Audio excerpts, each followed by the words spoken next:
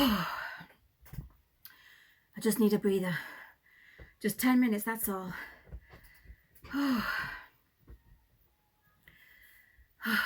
You know, I would have loved to have had a surprise party when I was 20. 30. 50. I peed myself. I did. It took me an hour to work out how to get in here and get changed into something inconspicuous. Oh, don't get me wrong. I appreciate the love and everything. I do. But it's killing me.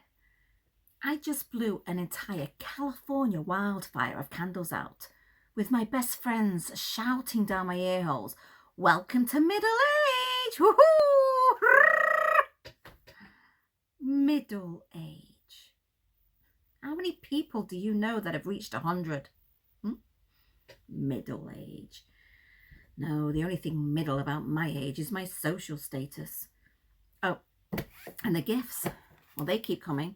This one, a year's subscription of Botox. Oh, comes with a free trial of lip fillers.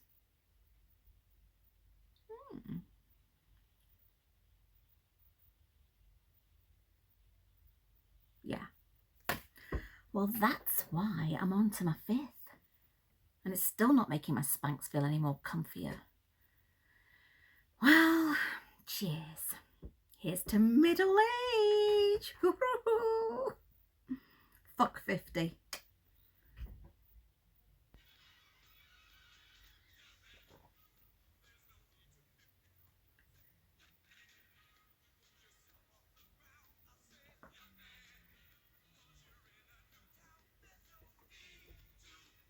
Oh, what? I'm 50. Oh, this morning in yoga, when I was in downward dog, forcing my protesting fascia. Oh yeah, I know the fancy terms for the bits that hurt. Forcing my legs into that perfect V shape. I noticed that I had wrinkles around my knees.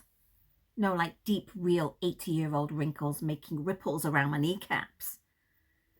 Well, it came as a bit of a shock, actually, because in the perfect reality that I've constructed for myself, you know, the one where you don't think about your body parts in case they induce panic, my legs are still 18 years old.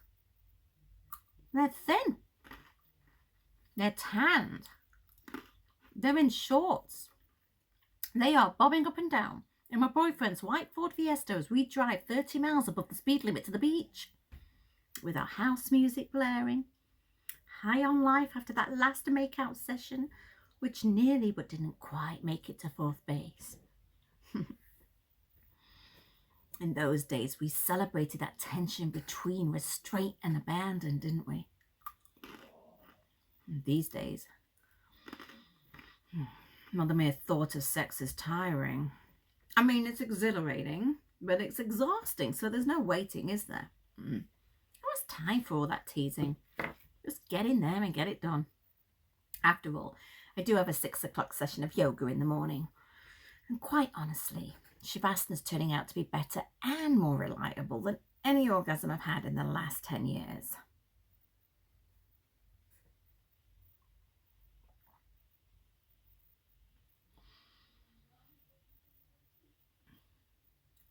I used to be quite good looking in my 20s. Oh, I was no model, but I could turn heads. Walk into the pub and get an appraising glance or two. The odd smile, wink. Heck, I could even walk down the street and get an occasional wolf whistle now and then. Oh, I know it's not PC to support the objectifying of women. I know. I'm working on being woke, along with everything else I'm working on. But you have to admit, whether you liked the attention or not, you sure notice when it stops. It's not like there's a moment in time when men suddenly, or women suddenly, think that you're not worth noticing anymore. No, actually, it's that one particular day. It's that day that you've mustered up enough energy to go out. It's the day that you've wrangled your job commitments, your kids' schedules, you've fed everybody, you've had a shower, you've put some makeup on, you've looked in the mirror and you've thought to yourself, yeah, you know what, Stace? You still got it. and you race out that front door before anyone else can ask anything of you. And you jump in the car and you race to the pub to meet your mum friends. And you strut your stuff like you are some hot shit into that pub because you are in shoes other than those fucking flip-flops you've been in for the past 6 months. And it's that day that you take 4 steps into that pub and you're scanning the room for your mum friends. And you notice that the only people who have given you even half a glance are the 20-something girls that have looked up to assess and dismiss you in short order as they judge your mum as not to be a threat. I know they're doing this because I used to do it myself. And by the time you've sashayed your way to the back of the pub where your mum friends are sitting, and you've stuck your chest out and you pulled your stomach in, waste of time, because you realise not one person's attention has rested upon you. And it's not like you're there to pick anyone up or flirt with anyone. You just want to talk to your mum friends.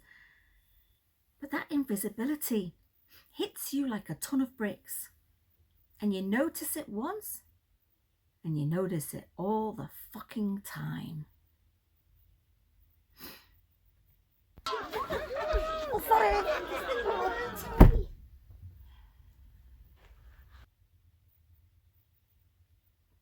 I hear that all the time now. Oh, 50's the new 30. No, it's not. No, it's not. You see it on the front of those magazines parading one of those Jennifers. You know, Lopez, Anistons. They use them as a prime example of how women who are half a century old can use their substantial fortune and every one of their many spare moments to achieve the face and physique of someone young enough to be their daughter. Despite their decades of success and hustle, their worth on this earth is evaluated against their frozen faces.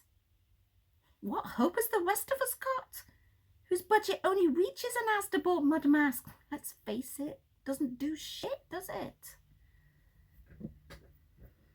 We are not congratulating women in their 50s for their rich, deep, dynamic, interesting resumes, their substantial skills in their craft, celebrating their every line and dark circle that they've achieved along the way. No. We are congratulating women in their 50s for faking being 30. Well, that's not cultural progress. It's a fucking scientific intervention.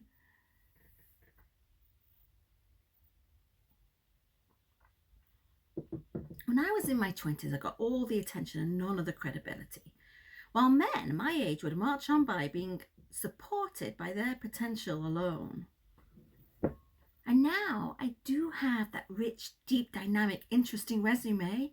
Doesn't matter, does it? Because I physically disappeared. Finally, my milk is in abundance, flowing.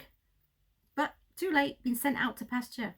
While men keep getting milked, even when they've dried up. And God forbid you should voice any of these realities. Because despite there being a gender pay gap, which has been proven in facts for years, there isn't a single sexist bone in anyone's body. Let's go work that one out. I'm bringing this shit up. It's the kiss of death.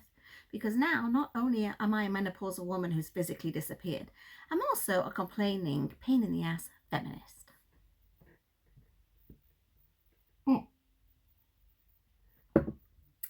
I don't want the yearly subscription of Botox with its fucking free trial of lip fillers, thank you very much. I don't. Because despite looking in the mirror every day and fighting with society's version of my worth, I actually quite like myself these days. I do. I like that I don't give a shit most of the time. I like that I don't suffer fools lightly, if at all. I like that I actually understand what boundaries are and I'm not afraid to use them when necessary. Ooh, I really like that one.